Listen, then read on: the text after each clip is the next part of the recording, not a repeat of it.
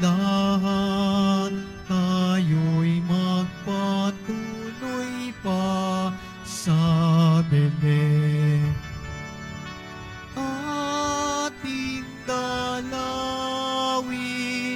ang batang manunubos, atin ngayong dalawin, atin ngayong dalawin, dalawin sambahin, siya ang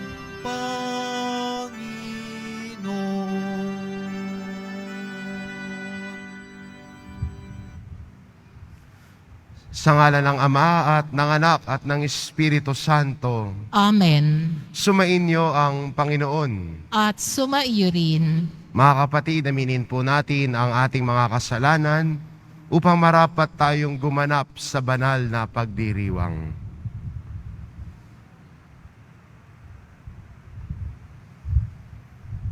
Inaamin ko Sa makapangyarihang Diyos at sa inyo mga kapatid, na lubha akong nagkasala sa isip, sa salita at sa gawa at sa aking pagkukulang. Kaya isinasamo ko sa mahal na Birheng Maria, sa lahat ng mga anghel at banal at sa inyo mga kapatid, na ako'y ipanalangin sa Panginoong ating Diyos. kaawaan tayo ng makapangyarihang Diyos, patawarin tayo sa ating mga kasalanan, at patnubayan tayo sa buhay na walang hanggan. Amen. Panginoon, kaawaan mo kami. Panginoon, kaawaan mo kami. Kristo, kaawaan mo kami. Kristo, kaawaan mo kami. Panginoon, kaawaan mo kami. Panginoon, kaawaan mo kami. Manalangin tayo. Ama naming makapangyarihan, sa pagdating ng iyong anak, pagindapatin mong sumikat sa amin ang bagong liwanag. Siya nawang isinilang ng mahal na Birhen sa kanyang pagiging di na iba sa amin, ay mapagintapat na kami ay makapiling sa kanyang pag-aaring walang maliw bilang tagapamagitan kasama ng Espiritu Santo magpa sa walang hanggan. Amen. Magsiupo na po ang lahat.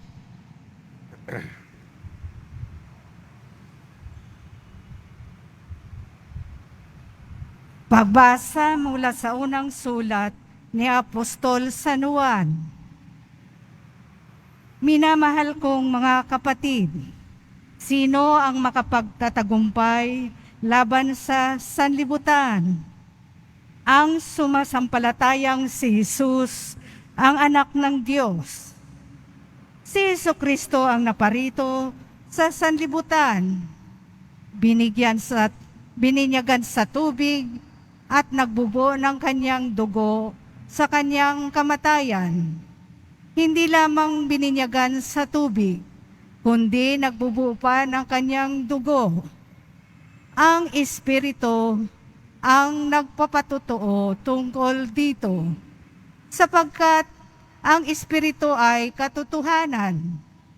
Tatlo ang nagpapatotoo, ang Espiritu, ang tubig, at ang dugo. At nagkakaisa at tatlong ito. Tinatanggap natin ang patotoo ng tao, ngunit lalong matibay ang patotoo ng Diyos. At iyon ang patotoo ng Diyos tungkol sa kanyang anak. Ang sinumang nananalig sa anak ng Diyos ay naniniwala sa patotoong ito. Ngunit ang ayaw maniwala sa Diyos ay ginagawang sinungaling ang Diyos, sapagkat hindi siya naniniwala sa patotoo nitong tungkol sa kanyang anak. At ito ang patotoo, ipinagkaloob sa atin ng Diyos ang buhay na walang hanggan. At ito'y makakamtan natin sa pamamagitan ng kanyang anak.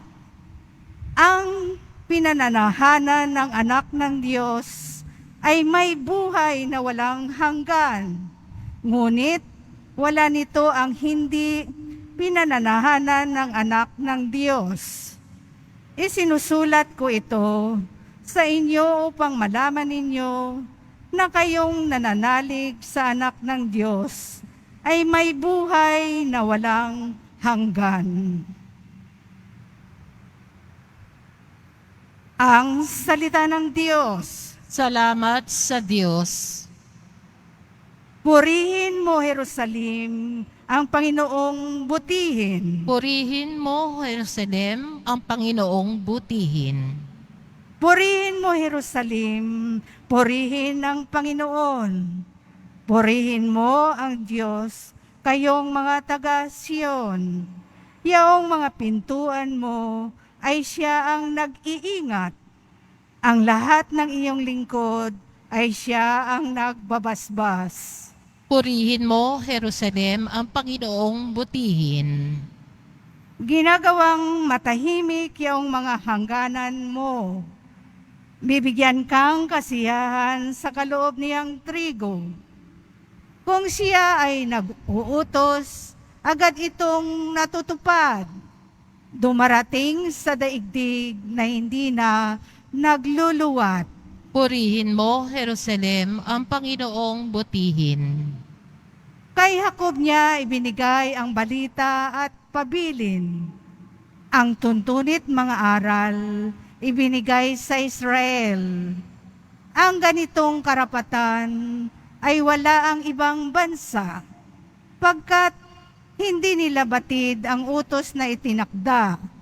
Purihin ang Panginoon. Purihin mo, Jerusalem, ang Panginoong butihin. Magsitayo po ang lahat.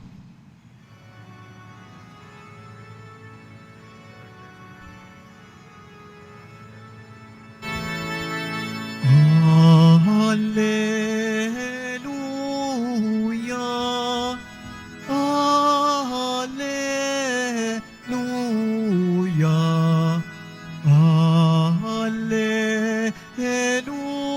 Hallelujah, Hallelujah.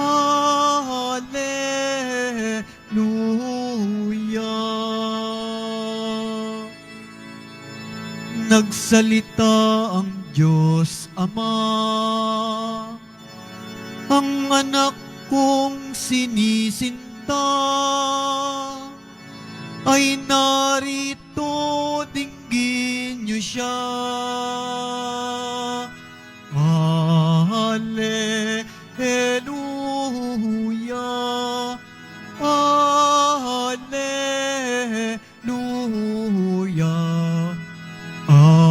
Hallelujah, Hallelujah.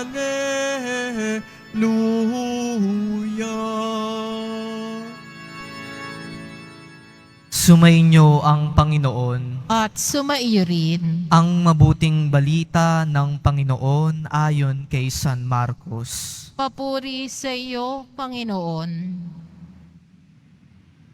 Noong panahong iyon, sinabi ni Juan Bautista sa kanyang pangangaral, "Darating na kasunod ko ang isang makapangyarihan kaysa sa akin, ni hindi ako karapat-dapat magkalag ng tali ng kanyang mga panyapak. Binibinyagan ko kayo sa tubig, ngunit bibinyagan niya kayo sa Espiritu Santo." Hindi nagluwat, dumating si Jesus mula sa Nazaret, Galilea, at siya'y bininyagan ni Juan sa ilog Jordan. Pagkaahon ni Jesus sa tubig, ay nakita niyang nabuksan ang kalangitan at bumaba sa kanya ang Espiritu na gaya ng isang kalapati, at isang tinig ang nagmula sa langit. "Ikaw ang minamahal kong anak, lubos kitang kinalulugdan." Ang mabuting balita ng Panginoon. Pinupuri ka namin, Panginoong Hesukristo. Magsiupo na po ang lahat. Isang mapagpalang umaga po sa inyong lahat, mga kapatid ko kay Kristo. Tunay nga pong kay buti ng Diyos dahil patuloy niyang ipinagkakaloob ang kanyang grasya para sa atin. At isa sa patunay na dumadaloy ang grasya ng Diyos ay sa pamamagitan ng mga sakramento. At ngayon, sa sakramento ng banal na misa, tayo ay kanyang pinagtipon-tipon upang si Jesus ay patuloy na makapasok sa ating buhay. Araw ng Sabado, unang Sabado ng taon, at tayo ay patuloy na nagdedebosyon kay Maria, ang ina ng Diyos, na siyang naglalapit sa atin sa kanyang anak na si Jesus. At tayo ay nagbubunyi at nagagalak dahil papalapit na ang araw ng kapistahan ng mahal na poong Jesus Nazareno. At sa buhay natin, marami tayong ipinagdiriwang. Nagse-celebrate tayo tuwing birthday natin, wedding anniversary ninyo, o mansari ninyo, even death anniversary bilang alaala sa ating mga mahal sa buhay na yumao na. At sa bawat okasyong iyon, naniniwala ako na alam ninyo ang bawat date ng mga iyon. Sige nga po, tatanungin ko kayo, kailan ang birthday ninyo? Marahil alam naman siguro ng lahat ang kanilang kaarawan. Ako po, ang birthday ko po ay sa May 30. Sinasabi ko lang po para huwag niyo kalimutan ang ireregalo niyo sa akin. Biro lang po. Para sa mga mag-asawa dito, pakitanong ang asawa ninyo, kailan ang wedding anniversary ninyo? Kapag may nagkamali pa dito, alam nyo na, isa lang ang dahilan, tumatanda na kayo, nakakalimot na. Sa mga magkasintahan dito, kailan ang mansari ninyo? Ako po ay may mansari din na sineselebrate. Mansari ng aking pagkadiakono tuwing sasapit ang ika-25 ng bawat buwan. At syempre, alam naman natin ang death anniversary ng mga taong sobrang malapit sa atin. Ngunit kung tatanungin ko kayo mga kapatid, sa kabila ng iba't ibang okasyon na ipinagdiriwang mo sa iyong buhay, nagawa mo na rin bang magdiwang, mag-celebrate sa tuwing sasapit ang araw ng inyong binyag? Alam mo ba kung kailan ka nabinyagan? Ilan sa atin dito ang nakakaalam pa kung kailan kayo nabinyagan? Mga kapatid, bilang mga Katoliko-Kristyano, bilang mga mananampalataya, bilang mga sumusunod kay Jesus, napakalaga para sa atin ang sakramento ng binyag. Ito ang nagmimistulang pintuan para sa atin upang matanggapan natin ang iba pang mga sakramento na mayroon tayo sa ating simbahan. Ngunit itong sakramento ng binyag ay nagiging mahalaga, banal at biyaya dahil mismo si Jesus ay tumanggap nito. Hindi niya kailangan dahil siya ay hindi naman makasalanan. Bagkus, nagpabinyag siya kay Juan Bautista upang makiisa sa atin na mga makasalanan na nag-umpisa simula ng araw ng kanyang binyag hanggang siya ay dalin sa krus. Kaya naman sa kaganapang ito, dito nahayag at naganap ang kalooban ng Diyos at tinanggap ni Jesus mula sa kanyang Ama ang misyong ipangaral ang mabuting balita. Dito rin bumaba ang Espiritu Santo at ipinahayag ng Diyos na si Jesus ang kanyang bugtong na anak na kung saan nahayag din ang pagiging Mesiyas ni Jesus na siyang magliligtas sa atin mula sa ating mga kasalanan.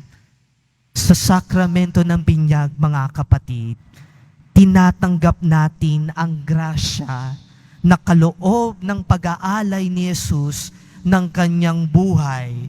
Kaya naman noon tayo ay nabinyagan, nalinis tayo sa ating mga kasalanan. Sa salang orinal na minanapan natin sa ating mga unang magulang. Ngunit ang kalinisang ito ay hindi panghabang buhay. Dahil sa tuwing tayo ay nakakalimot, sa tuwing tayo ay nagkakasala, ay unti-unti ulit tayo nadudumihan. Kaya naman, kinakailangan na pangalagaan natin ang ating kalinisan sa pamamagitan ng pangungumpisal at sa paggawa ng mabuti.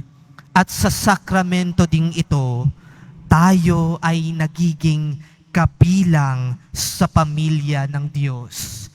Tayo ay mga anak ng Diyos. Kaya naman tayo ay nagagawa nating tumawag o tawaging Ama ang Diyos natin sa langit. At dahil dito, marapat dapat lang na ang Diyos Ama natin sa langit ang siyang ating susundin sa ating buhay. Dito rin po sa sakramento ng binyag, mga kapatid, tayo ay nagiging miyembro ng simbahang Katolika. Madalas kasi sa atin, kapag sinabi natin na simbahan, ang una nating naiisip ay yung structure. Ngunit para sa ating mga Katoliko, ang simbahan ay walang iba kundi ikaw. Ang simbahan ay siya, tayong lahat ang simbahan. Tayo ang katawan ng simbahan at si Jesus ang ating ulo.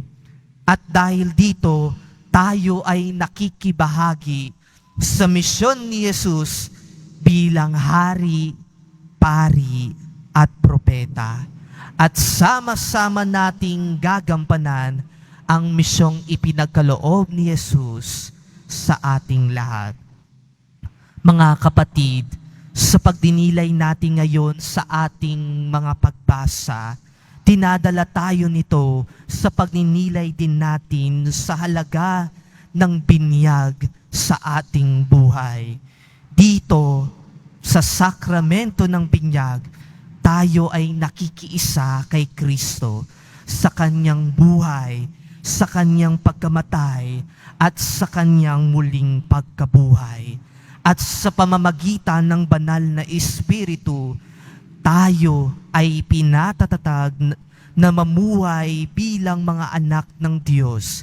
Kaya naman sa tuwing sasapit ang araw ng ating binyag, alalahanin natin palagi ang ating identity na tayo ay mga minamahal na anak ng Diyos. Nawa, sundin natin lagi ang kalooban ng Diyos sa pamamagitan din ng mga halimbawa na ipinakita ni Jesus sa atin.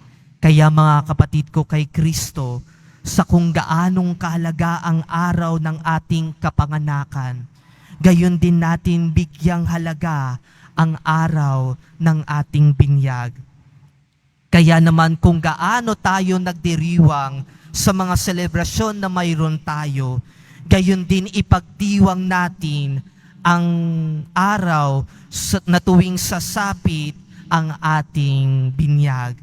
Dahil isa sa pinakamagandang nangyari sa ating buhay ay yung araw na tayo ay nabinyagan. Tayo ay luminis. Tayo ay pinatuloy sa pamilya ng Diyos. Kaya naman sa pagpapatuloy po ng ating pagdiriwang ng banal na misa, hingin natin ang grasya upang patuloy tayong makatugon sa mga pangako natin nung binyag. Mapalalim panawa natin ang ating pananampalataya sa Diyos at tulungan nawa tayo na mamuhay na katulad ni Jesus na siyang kinalulugdan ng Diyos. Amen. Magsitayo po ang lahat. Mga minamahal kong mga kapatid, sa binyag ni Jesus sa Ilog Jordan, pinaalala sa atin ang ating sariling binyag kung saan ginawa tayong mga anak ng Diyos. Kaya't natatawag nating Ama ang Diyos. Lumapit tayo ngayon sa Kanya habang sinasabi natin, Diyos na aming Ama, malugod ka nawa sa amin. Diyos na aming Ama, malugod ka nawa sa amin.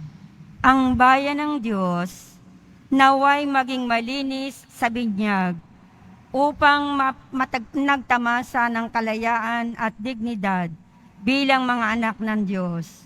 Manalangin tayo. Diyos ng aming Ama, malugod ka nawa sa amin. Ang kalayaan at karangalan ng bawat mamamayan, naway pangalagaan at igalang ng bansa sa pamamagitan ng pagpapatupad ng mga programang mag-aangat sa kalidad ng buhay. Manalangin tayo. Diyos na aming Ama, malugod ka nawa sa amin. Ang mga pamilya at mga mamamayan, naway tunay na maranasan ang kanilang pagiging iisa sa pamamagitan ng kanilang buhay at pagpapahayag ng pananampalataya. Manalangin tayo. Diyos na aming Ama, malugod ka nawa sa amin. Ang mga may karamdaman at mga nagdurusa, naway makalaya sa panghihina ng kanilang katawan at pag-iisip. Manalangin tayo. Diyos na aming Ama, malugod ka nawa sa amin. Ang mga mananampalatayang namayapa na ay makabahagi nawa sa kaligayahan ng langit. Manalangin tayo. Diyos na aming Ama, malugod ka nawa sa amin. Diyos na aming Ama, ginagawa kaming mga tagapagmana ng iyong kaharian sa pamamagitan ni Jesus na iyong anak. Loobin mo na sa pananalangin namin para sa isa't isa ay manahan sa amin ang kaharian ng iyong kung saan ikaw ay nabubuhay at nagahari magpasawalang hanggan. Amen. Magsiupo na po ang lahat.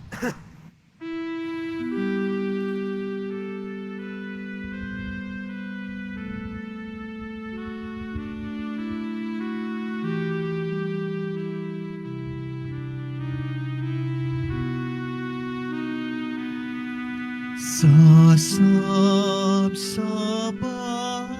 ng Bethlehem, sinilang ang Mesiyas.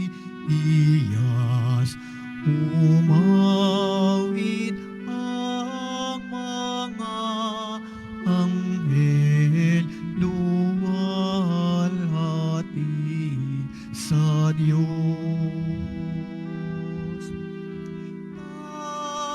Tayo nasa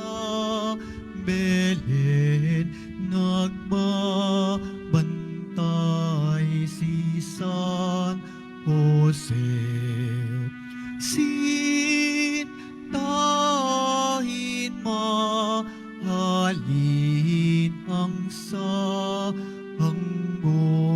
ni Maria. Magsitayo po ang lahat. Manalangin kayo mga kapatid upang ang paghahain natin ay kalugdan ng Diyos amang makapangyarihan. Tanggapin nawa ng Panginoon itong paghahain sa iyong mga kamay sa kapurihan niya at karangalan sa ating kapakinabangan at sa buong sambayanan niyang banal. Ama naming lumikha, ang tapat na pag-ibig at pagkakasundo ay sa iyo nagmumula. Ipagkaloob mong aming mayahinan ang mga alay na ang iyong kadakilaan at aming mapagsaluhan sa banal na pakikinabang ang aming ipinagdiriwang sa pamamagitan ni Hesukristo kasama ng Espiritu Santo magpasawalang hanggan. Amen. Sumainyo ang Panginoon. At sumaiyo rin. Itaas sa Diyos ang inyong puso at diwa. Itinaas na namin sa Panginoon. Pasalamatan natin ang Panginoong ating Diyos. Marapat na siya ay pasalamatan. Ama naming makapangyarihan, tunay ngang marapat na ikaw ay aming pasalamatan sa pamamagitan ni Jesucristo na aming Panginoon. Ang anak mong di naiiba sa amin ay siyang pumawi sa dilim. Kaya ngayoy ikaw ang aming nababanaagan. Ang anak mong di naiiba sa iyo ay siyang iisang salita mo. Sa katauhan niya ang iyong sarili aming nakikita. Sa pamamagitan niya ang iyong pag-ibig ay kahali-halina. Kahit na ikaw ay lingid sa aming mata. Kaya kaysa na mga anghel na nagsisiawit ng papuri sa iyo, nang walang humpay sa kalangitan, kami nagbubunyi sa iyong kadakilaan. Santo, Santo, Santo, Panginoong Diyos ng mga hukbo, napupuno ang langit at lupa ng kadakilaan mo, o sana sa kaitaasan, pinagpalang na paririto sa ngalan ng Panginoon, o sana sa kaitaasan, magsilhod po ang lahat. Ama naming banal, ikaw ang bukal ng tanang kabanalan, kaya't sa pamamagitan ng iyong Espiritu, gawin mong banal ang kaloob na ito, upang para sa amin maging katawan at dugo ng aming Panginoong Hesukristo. Bago niya pinagtiis ang kusang loob na maging handog, hinawakan niya ang tinapay, pinasalamatan kanya, pinagati-hati niya iyon, iniabot sa kanyang mga alagad at sinabi, "Tanggapin ninyong lahat ito at kanin. Ito ang aking katawan na ihahandog para sa inyo."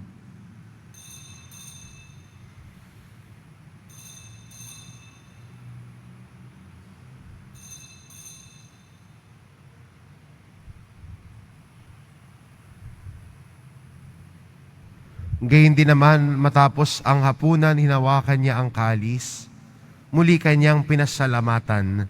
Iniabot niya ang kalis sa kanyang mga alagad at sinabi, "Tanggapin ninyong lahat ito at inumin. Ito ang kalis ng aking dugo, ng bago at walang hanggang tipan. Ang aking dugo na ibubuhos para sa inyo at para sa lahat, sa ikapagpapatawad ng mga kasalanan. Gawin ninyo ito sa pag-alala sa akin."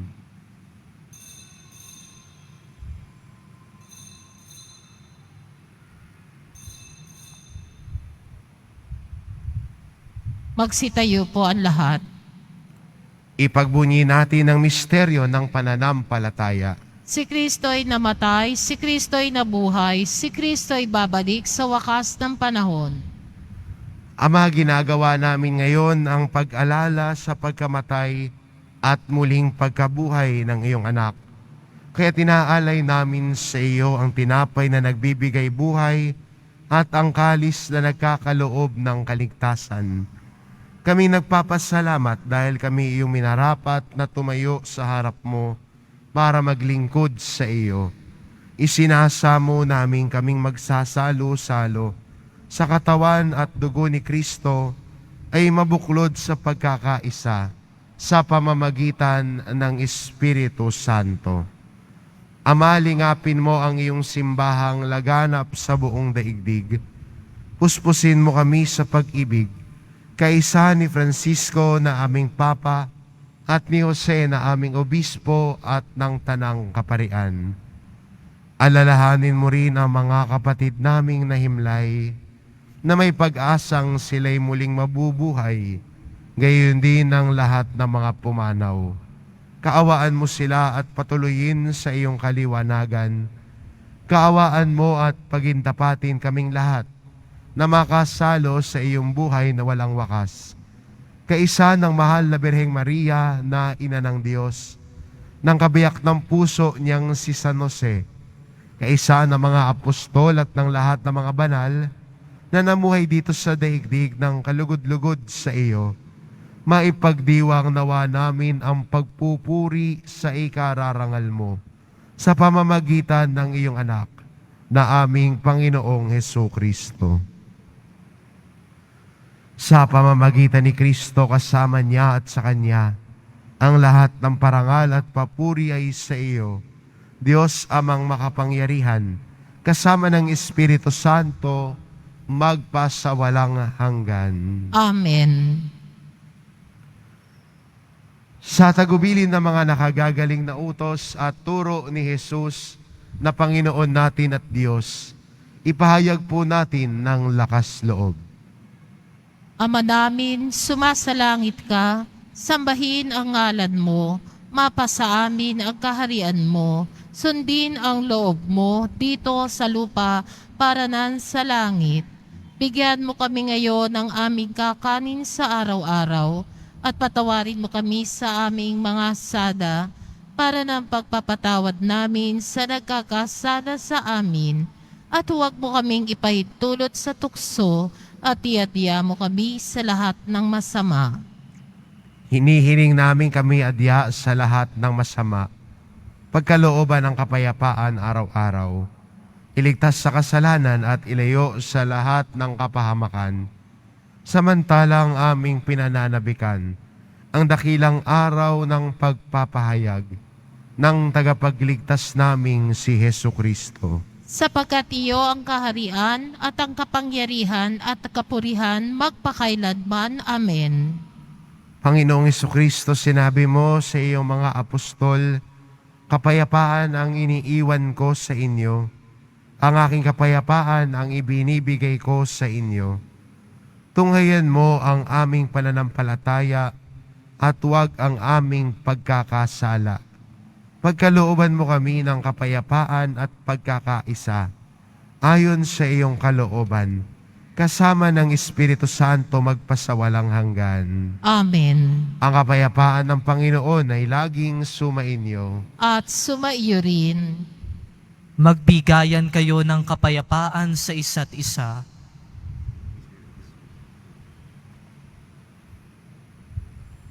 Kordero ng Diyos na nag-aalis ng mga kasalanan ng sanlibutan, maawa ka sa amin. Kordero ng Diyos na nag-aalis ng mga kasalanan ng sanlibutan, maawa ka sa amin. Kordero ng Diyos na nag-aalis ng mga kasalanan ng sanlibutan, ipagkaloob mo sa amin ang kapayapaan. Magsiluhod po ang lahat. Ito ang kordero ng Diyos, ito nag-aalis ng kasalanan ng sanlibutan. Mapalad ang mga inaanyayahan sa kanyang piging.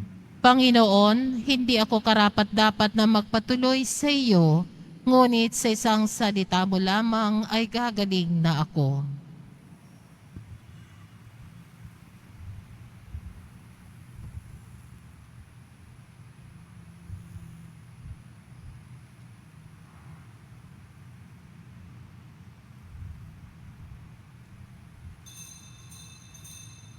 Para sa lahat ng tatanggap ng banal na komunyon, sasagot po tayo ng amen pagkasabi ng pari o ng lay minister na katawan ni Kristo at isubo agad sa bibig bago umalis sa harapan ng pari o lay minister.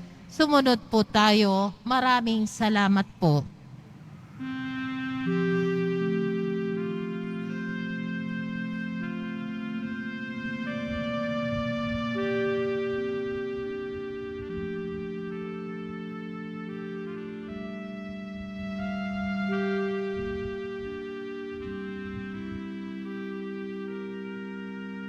paglamig ng hangin, hatid ng Pasko na nananariwa sa aking gunita ang mga nagdaan nating Pasko. Ang Noche Buena at simbang gabi, narito na ang Pasko at nangunguli ang puso ko. Hanap-hanap, pinapangarap, init ng pagsasalong, tigip sa tuwa ng mag-anak na nagdiwang sa sabsaban nung unang Pasko.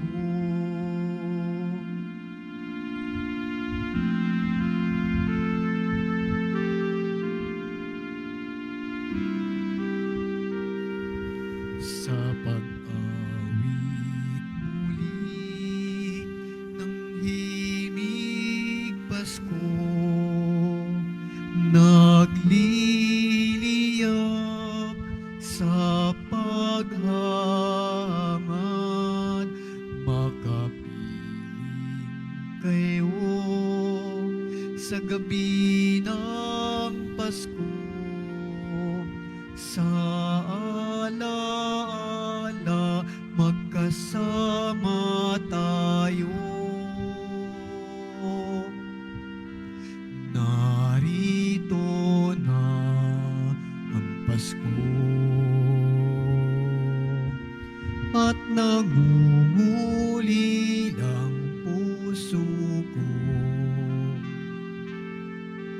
Hanap-hanap, pinapangarap, init ng pagsasalong, tigip sa tuwa ng mag-anak na nagdiwang sa sabsaban nung unang Pasko. Narito na ang Pasko at nangunguli ang puso ko. Hanap-hanap, pinapangarap, init ng pagsasalong, tigip sa tuwa ng mag-anak na nagdiwang sa sabsaban nung unang Pasko.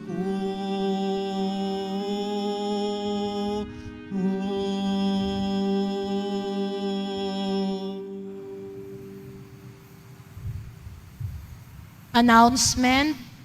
Ipinagbibigay alam po sa lahat ang schedule ng mga misa sa darating na January 8 at 9 ay ang mga sumusunod. Ang mga fiesta masses ay mag-uumpisa sa January 8, 2024, Lunes, sa ganap na ika-3 ng hapon hanggang 11 ng gabi.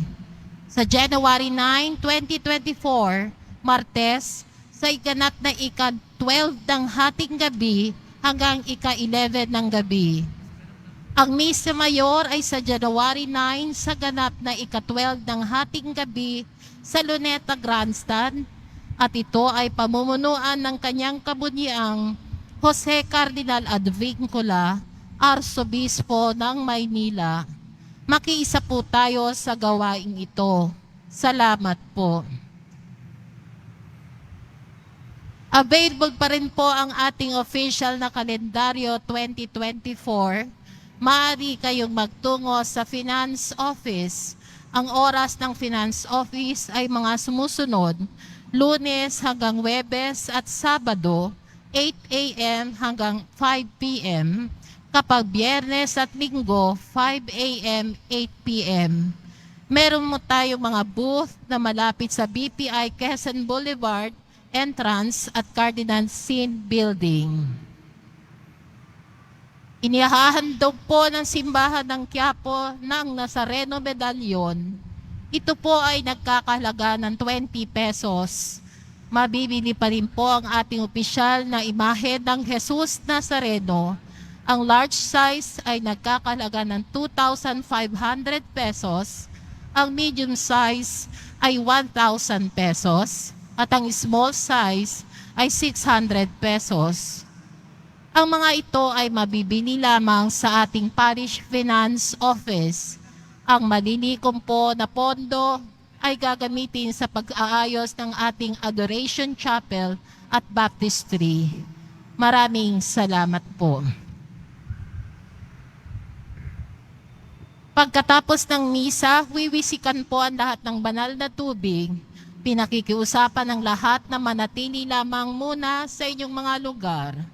Tanging sa Quezon Boulevard o sa Plaza San Juan lamang ang labasan ng lahat. Sumunod po tayo. Maraming salamat po sa inyong pagdalaw at pagsisimba sa Basilica Menor at Panbansang Dambana ni Jesus Nazareno. Magsitayo po ang lahat. Manalangin tayo.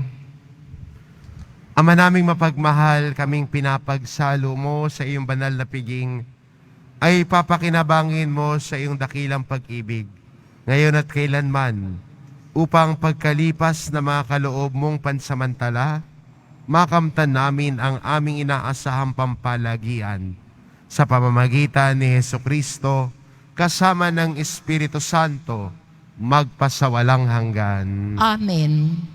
Sumainyo ang Panginoon. At sumaiyo rin. Mahal na poong Jesus Nazareno, inihayag mo sa pamamagitan ng krus ang walang maliw na pag-ibig ng Diyos sa sangkatauhan. Pakinggan mo ang kahilingan ng iyong angkan na nagsusumamo sa iyo. Makamtan nawa nila ang iyong katugunan at tanggapin ang kasagutan na may utang na loob na tinatanaw.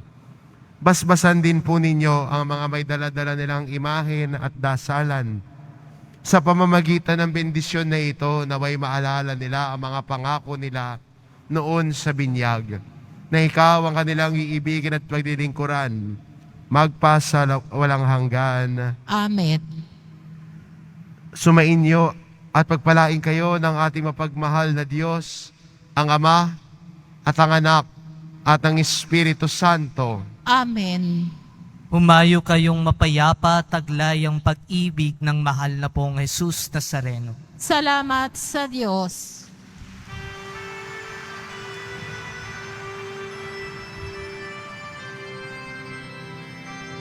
Nuestro Padre Jesus Nazareno, sinasamba ka namin, pinipinto ka namin, aral mo ang aming buhay at kaligtasan. Nuestro Padre Jesus Nazareno, iligtas mo kami sa kasalanan. Ang krus mong kinamatayan ay sagisag ng aming kaligtasan. Nuestro Padre Jesus Nazareno, dinarangal ka namin. Nuestro Padre Jesus Nazareno, nilulwalhati ka namin. Nuestro Padre Jesus Nazareno, dinarangal ka namin. Nuestro Padre Jesus Nazareno, nilulwalhati ka namin.